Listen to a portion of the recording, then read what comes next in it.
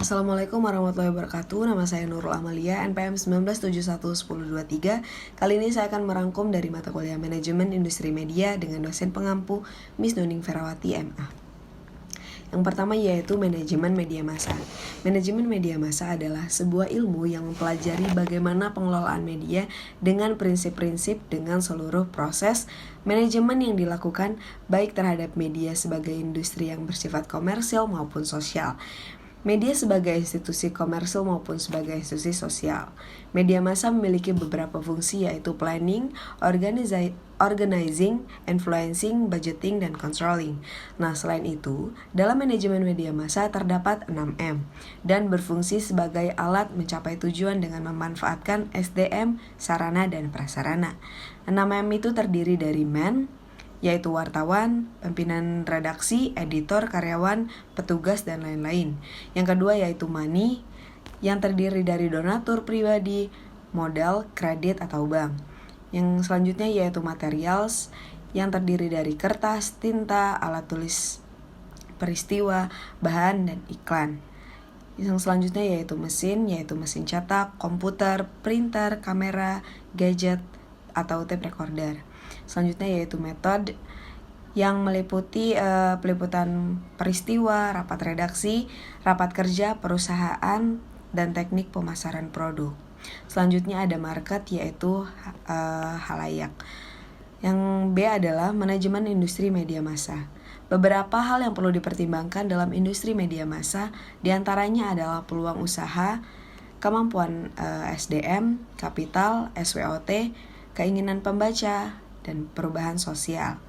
Menurut Suwiditono menyebutkan ada 8 hal yang harus diperhatikan dalam perencanaan media cetak, diantaranya latar belakang produk, konsep, strategi pemasaran, dan manajemen kepemilikan.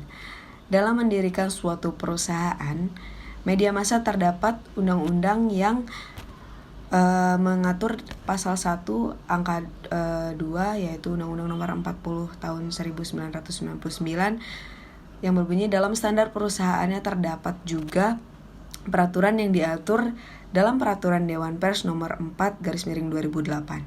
Sebagai media massa, sebelum menerbitkan suatu berita, mereka harus memahami etika media massa yang mencakup kode etik jurnalistik dan bila melanggar atau mematuhi kode etik yang berlaku maka bisa dipidanakan seperti yang tertulis di SK atau DP nomor 3/2006. Selanjutnya fungsi media massa menurut Undang-Undang Nomor 40 Tahun 1999 tentang pers, yaitu menginfokan, mendidik, menghibur, pengawasan sosial, dan pengawasan perilaku publik dan penguasa. Contoh media massa seperti TV, radio, koran, dan online mempunyai karakteristiknya masing-masing. Sebut saja TV.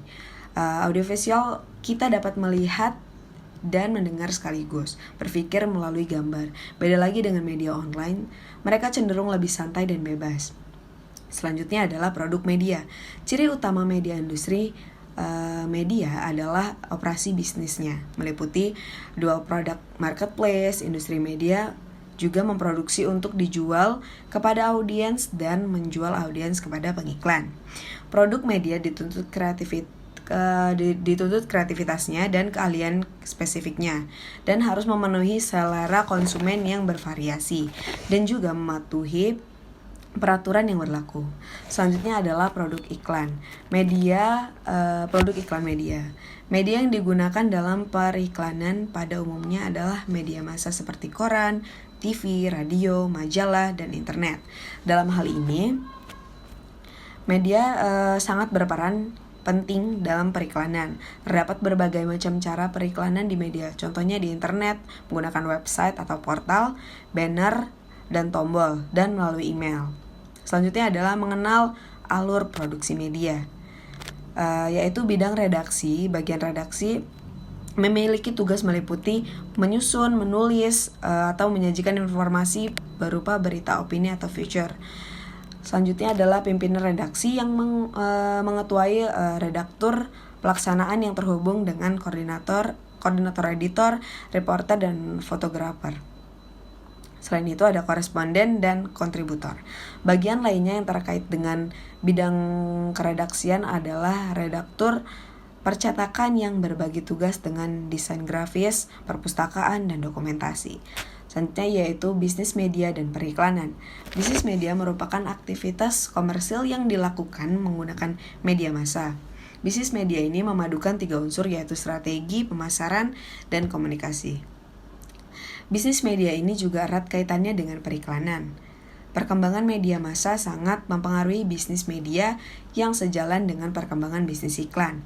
Persaingan ketat menurut pihak manajemen media untuk selalu mengamati, berinovasi, dan mengembangkan medianya sesuai dengan kemajuan teknologi dan tuntutan penonton atau pasar. Selanjutnya media cetak di era 4.0 di era sekarang ini dengan majunya teknologi berkembang juga secara bersamaan media cetaknya sudah tidak menggunakan koran lagi. Namun dicantumkan dengan online website di digital version, aktivasi atau seminar dan training dan new business. Keunggulan yang didapat juga nih di era 4.0 antara lain brand, pengalaman, komunitas, networking, dan organisasi. Namun sebelumnya juga kita memulai ada baiknya kita memenuhi faktor modal, teknologi, dan persiapan SDM-nya juga. Nah, yang selanjutnya adalah periklanan.